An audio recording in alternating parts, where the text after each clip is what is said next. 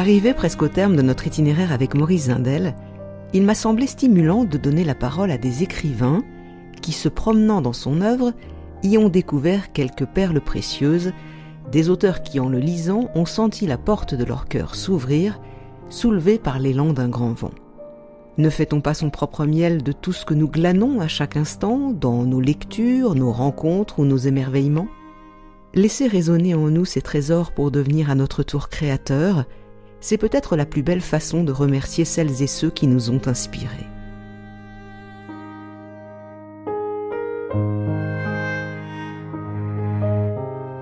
L'Esprit Zindel, un podcast pour penser l'homme et Dieu autrement.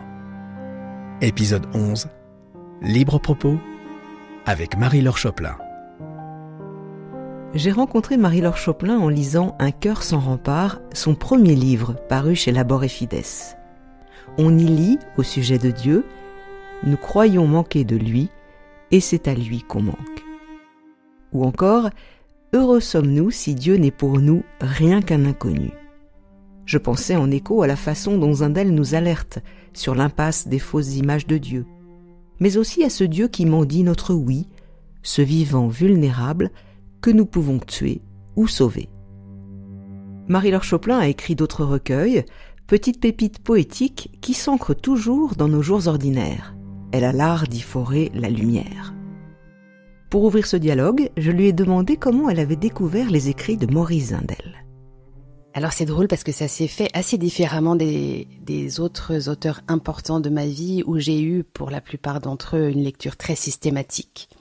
Quand j'aime quelqu'un, je prends tous ses livres et je les lis en entier. Et pour Maurice Zindel, c'est arrivé par des tout petits bouts, c'est-à-dire une phrase sur laquelle je suis tombée par hasard, citée par quelqu'un dans un autre livre, un livre qui ne soit pas de lui.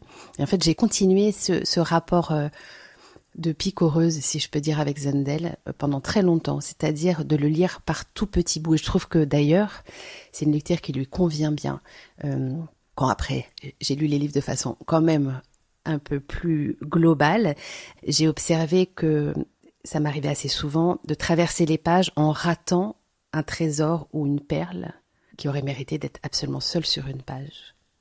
Alors le travail de Maurice Zindel, qui est théologien, c'est de penser Dieu. Il dit qu'on ne peut pas définir Dieu et qu'il faut l'indéfinir. Magnifique. Donc on sait qu'il s'inscrit dans une tradition quand même assez classique. Il a étudié saint Thomas, donc les choses sont bien droites. Et lui, il s'inscrit là-dedans, mais il va déployer sa propre pensée. Il va déployer sa propre pensée et puis je crois qu'il le fait toujours en fait dans un élan de le donner, Dieu. C'est-à-dire qu'il ne le fait pas dans un élan de construire sa propre œuvre qui soit une somme systématique cohérente. Et quand vous parlez d'indéfinir Dieu, je crois qu'il le fait pour le désincarcérer de ses carcans, costumes et même déguisements et même trahisons qui le recouvrent et qui font qu'on n'a plus accès à sa vie avec un grand V, à cette flamme-là qui pourrait rencontrer chacun. Et je crois que c'est vraiment ça son obsession, en fait. C'est le vrai. Et non pas construire son propre discours au système. Alors, les théologiens peuvent construire des discours. Nous, qui ne sommes pas théologiens ou théologiennes, nous pouvons construire des images. Et il dit justement que l'un comme l'autre peuvent écarter de la réalité de qui est Dieu depuis que Jésus-Christ est venu, puisque lui, il s'inscrit dans cette tradition-là. C'est très important de redire, je pense qu'il s'inscrit dans cette tradition-là, parce que même s'il est très précis et très vigilant pour que les images qu'on s'est tous et toutes construites ne nous masquent pas le vrai visage de Dieu, il est néanmoins très précis aussi sur le fait que le vrai visage de Dieu, c'est le Christ. Pourquoi je dis que c'est important de le dire? Parce que justement Zindel, qu'on lit parfois par petits morceaux, comme c'était mon cas, parfois on peut le tirer, comme peut-être souvent les auteurs mystiques, vers des choses qui pourraient parler à tout le monde hors de la tradition chrétienne, et pour moi c'est plutôt bon signe. Mais je crois qu'absolument tout ce qu'il dit peut être relu à la lumière du visage du Christ. Absolument tout ce qu'il dit. Alors il dit justement que le Christ est une clé à la fois pour nous dire qui est Dieu et pour nous dire ce qu'est l'humanité. Parce que Zindel, nous l'avons vu au cours de ce podcast, dit que l'homme a à naître à son humanité et que Jésus vient justement, dans son humanité, nous dire ce que c'est qu'être une personne. Moi, je crois que c'est peut-être la chose... dès que je dis ça, il y en a 3 autres qui me viennent, mais une des choses qui me touche absolument le plus et que je trouve le plus puissant chez lui, la plus puissante, c'est cette façon d'honorer depuis le visage du Christ et sa personne et son histoire entièrement l'humain. Et ça se déploie de 1000 façons chez Zundel, mais je crois que je n'ai jamais rencontré au cours de toutes mes lectures quelqu'un qui prenne aussi au sérieux, aussi amoureusement au sérieux ce que c'est que notre vie. C'est-à-dire vraiment dans sa vision théologique et spirituelle pour lui, notre travail à nous d'humains, c'est non pas de s'extraire le plus possible de cette pauvre vie prosaïque pour rencontrer la beauté en dehors, mais de l'habiter toujours davantage pour la déployer, et alors, dit-il, on ne peut pas s'en sortir sans rencontrer l'infini. Si on rentre en relation avec notre vie telle qu'elle est extraordinairement ordinaire, à un moment, c'est sur l'infini qu'elle ouvre.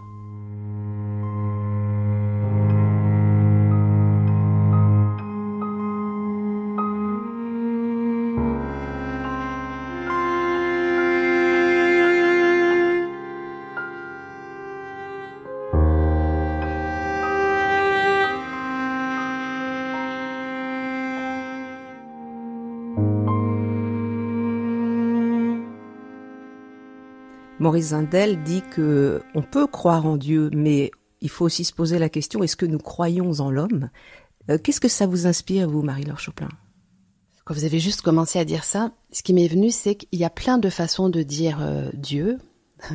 L'évangile qui me revient là, c'est quand Jésus reproche de dire Seigneur, Seigneur. Il y a plein de façons d'enrober notre vie d'un discours où il y a beaucoup Dieu dedans, éventuellement Seigneur, éventuellement vie spirituelle, et qui n'a aucun rapport avec l'authentique habitation de Dieu en l'homme qui est venu révéler Jésus-Christ. Et en fait, quand il met Dieu et l'homme, comme vous dites, ensemble, c'est pas 2 choses séparées ni 2 choses symétriques, si je peux dire, avec le mot chose.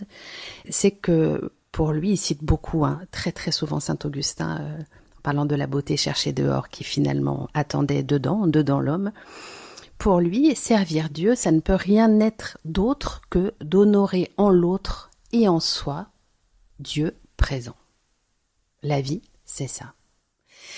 Du coup, on entend bien, on comprend bien que ça ne peut pas s'opposer, ça ne peut pas se construire contre, ni même séparément. Et que notre immense tâche, c'est de servir la vie de Dieu en nous et en l'autre.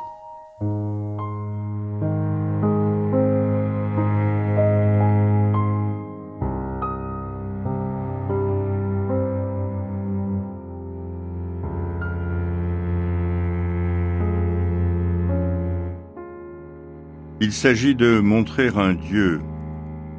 J'entends d'en témoigner comme d'une expérience que l'on peut vivre, que chacun est capable de faire à chaque instant du jour, en étant simplement attentif à sa propre vie. Sa propre vie, bien sûr, mêlée à celle des autres, sa propre vie en relation avec celle des autres, mais toujours sur ce plan d'humanité où il est impossible de se tirer d'affaire sans rencontrer l'infini.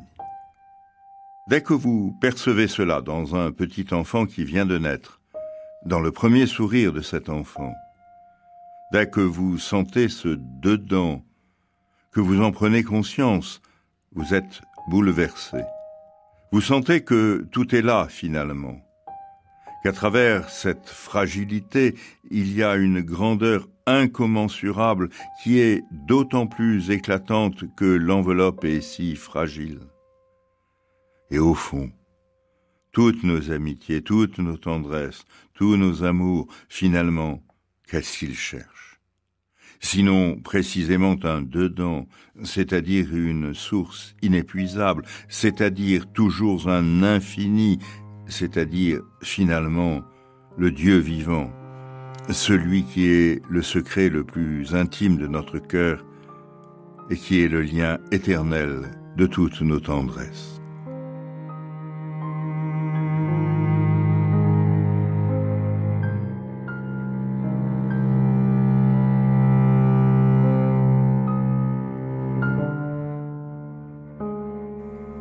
Marie-Laure Choplin, pourquoi avoir choisi cet extrait de Maurice Zindel? Qu'est-ce qui vous touche le plus? Quelle est la pointe du texte qui vous habite le plus?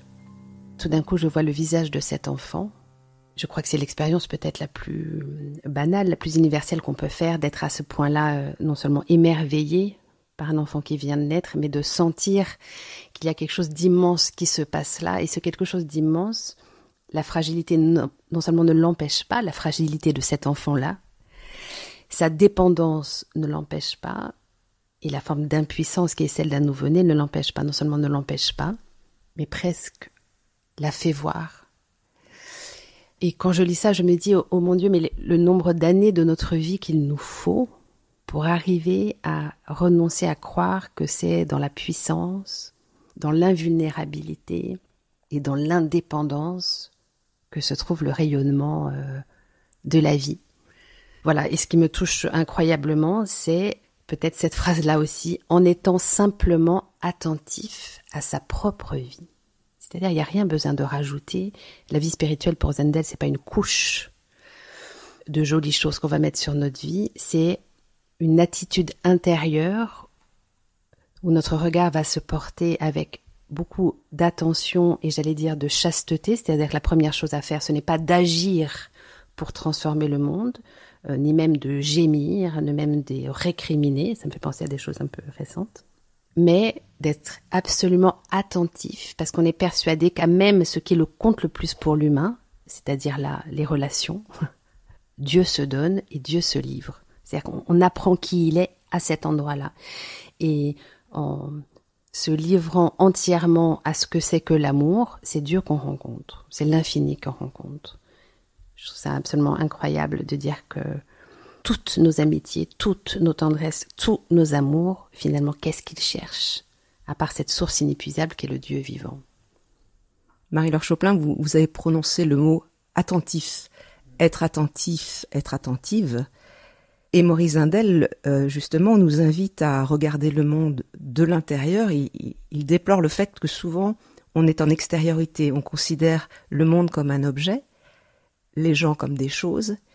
Et il faut revenir à l'intérieur, dit-il, pour comprendre que notre vision peut changer par cette voie de l'intériorité qui change tout.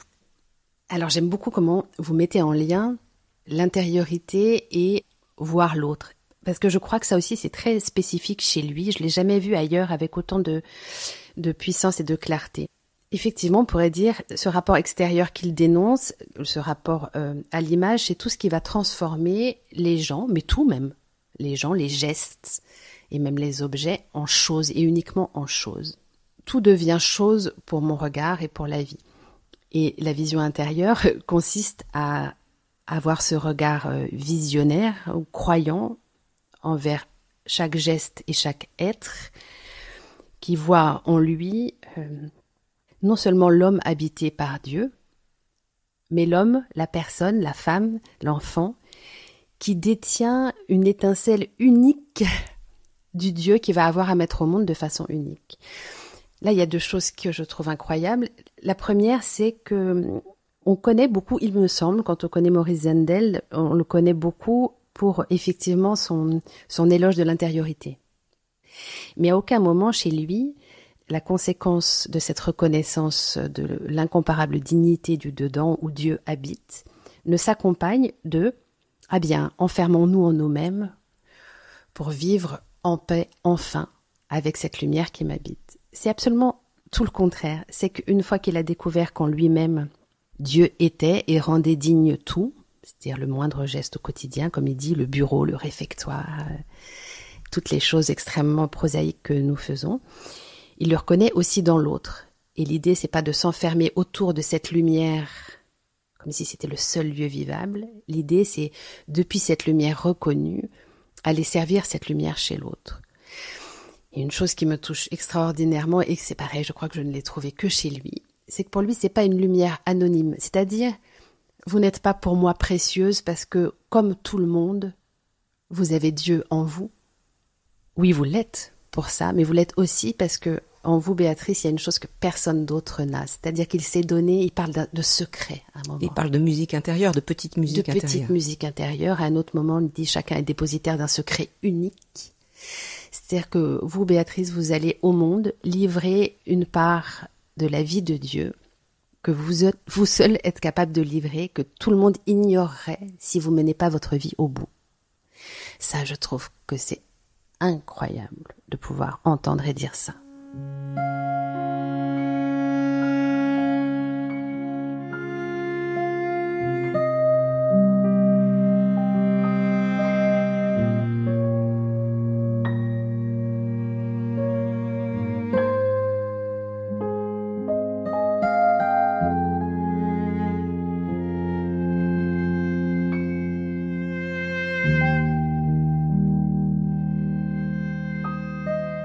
Marie-Laure Choplin, nous avons parlé de l'intériorité et de notre rapport au monde.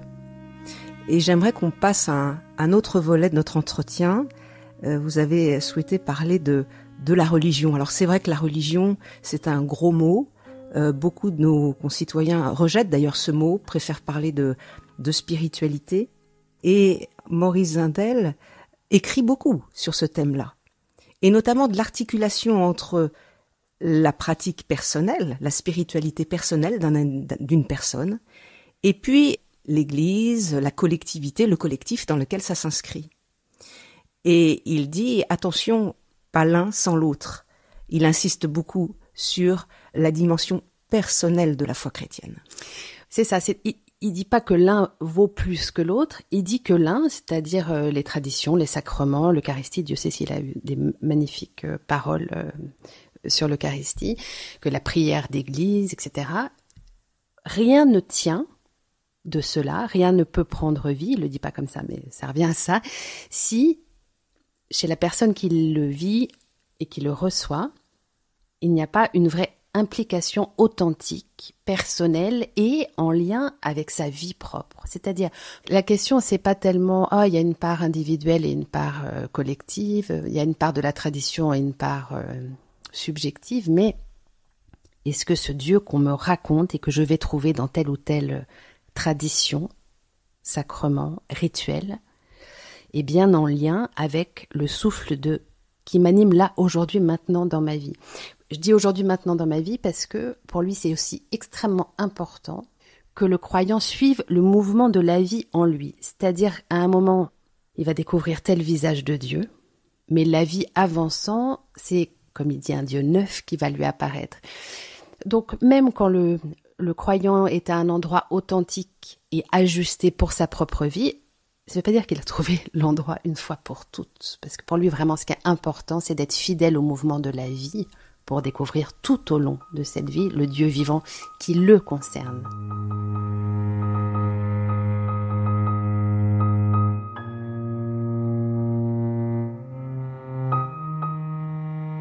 Si, souvent, l'éducation catholique a échoué, si tant d'hommes et de femmes sortis des collèges catholiques sont devenus des non-pratiquants ou des incroyants, c'est justement parce qu'on les a saturés d'une religion commune. On les a obligés à se lever le matin pour aller à la messe. Ils ont fait des prières, des kilomètres de prières qui les ont ennuyés jusqu'à la nausée. Ils ont attendu que ça finisse. Ils ont attendu la cloche qui annonçait la fin du catéchisme ou de la prière ou de la messe, parce que ça ne correspondait à rien. À rien. Que de religieux se sont fatigués pour amener des petites filles au confessionnal, pour les amener à la communion sans se soucier de savoir s'il y avait dans ces petites filles le moindre contact personnel avec le Dieu vivant. Si donc on a élevé des enfants, malheur si l'on oublie qu'il s'agit de leur donner une religion personnelle. Qu'est-ce que ça peut faire que nous puissions enregistrer tant et tant de communions dans une année? Mais c'est de la superstition. Il vaut mieux qu'un enfant communie une fois dans sa vie, mais qu'il le fasse à fond, plutôt qu'il n'enregistre des communions tous les jours, si toute sa vie, c'est un geste automatique.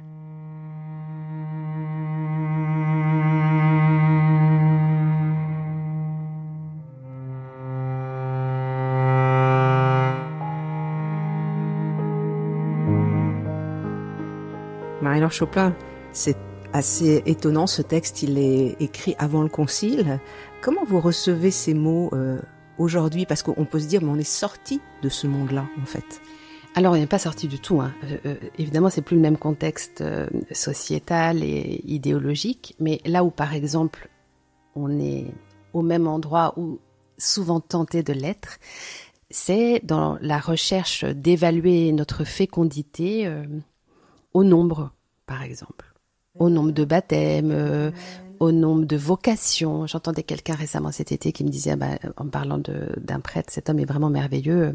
Depuis qu'il est sur les réseaux, il y a une augmentation directement liée à lui du nombre de vocations. Et cette personne me disait aussi, en revanche, il a été prêtre de notre paroisse et c'est quelqu'un qui peut vraiment pas rentrer en relation avec les autres.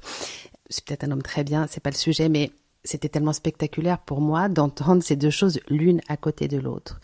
Vous parliez de chrétienté, c'est-à-dire en fait une forme de pouvoir qu'avait la religion catholique sur tous les aspects de la vie ordinaire.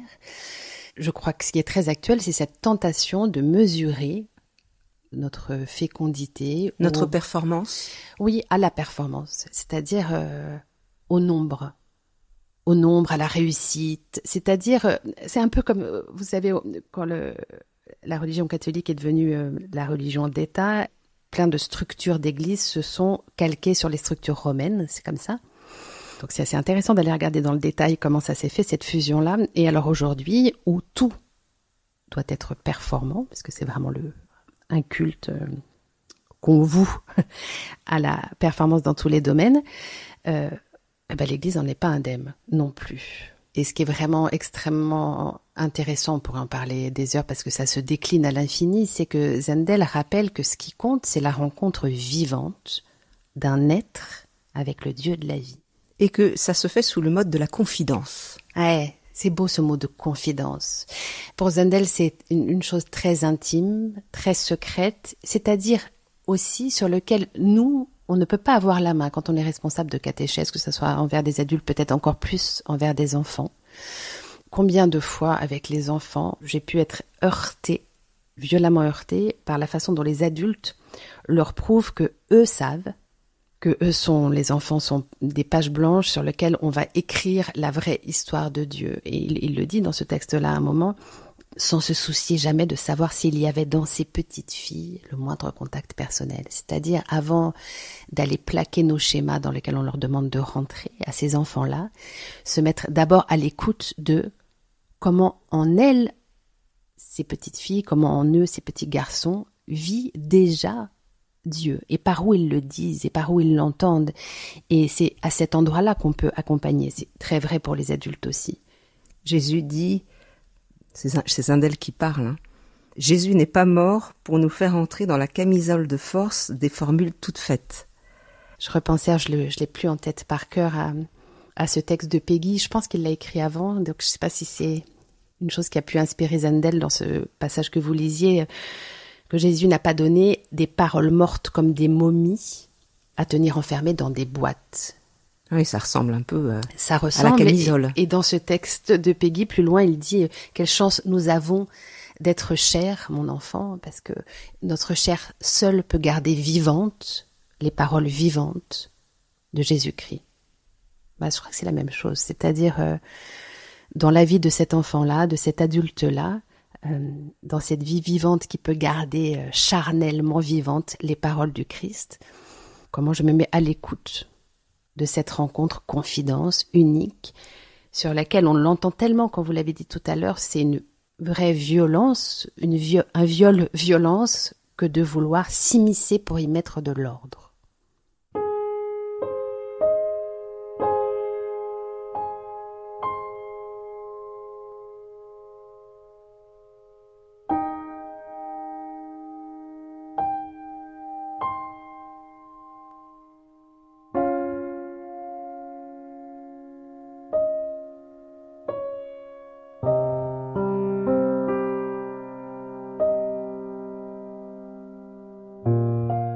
Marie-Laure Chopin, j'aimerais que pour terminer ces libres propos, nous parlions de la relation. Alors, pour Zendel, tout est relation, Dieu est relation, Et il explique bien justement dans ce Dieu trinitaire que c'est dans l'intérêt que l'on porte à l'autre que l'on s'efface. Alors c'est pas du reniement de soi-même, mais c'est pour laisser exister l'autre, c'est pour l'honorer.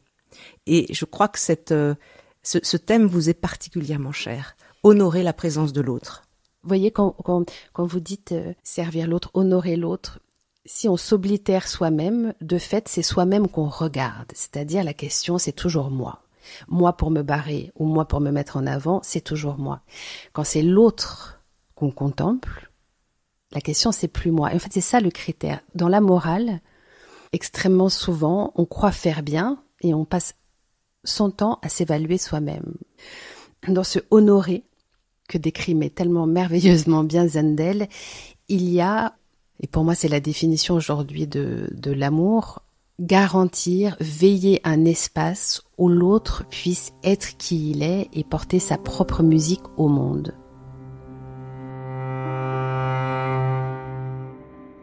Tout le christianisme est une présence. Une présence qui est un présent. Il s'agit d'être là et d'entourer chaque être humain de cet honneur dont nous devons nous prévenir les uns les autres. D'entourer chacun d'honneur et de créer autour de lui cet espace de lumière et de respect qui lui permettra de découvrir au centre de lui-même cet amour qu'il cherchait vainement au dehors et qu'il attendait au dedans. C'est pour cela que nous sommes chrétiens. Le monde est remis entre nos mains. Nous avons à le consacrer, à révéler l'homme à lui-même et à glorifier la vie.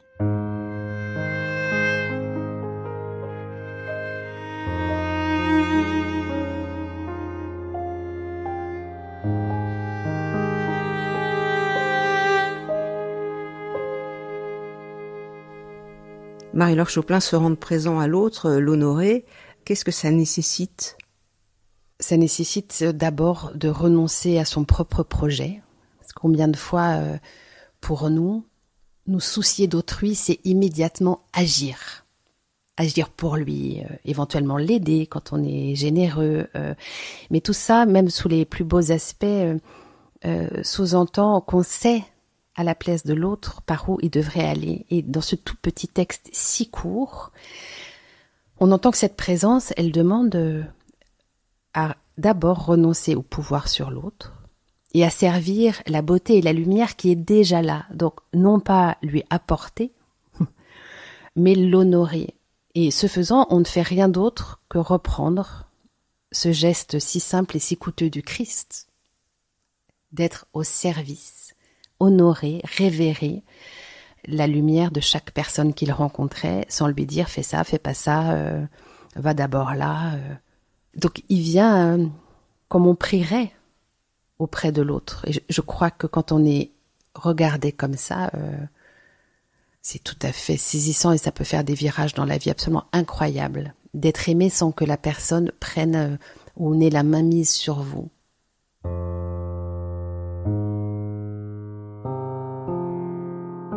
Merci à Marie-Laure Choplin.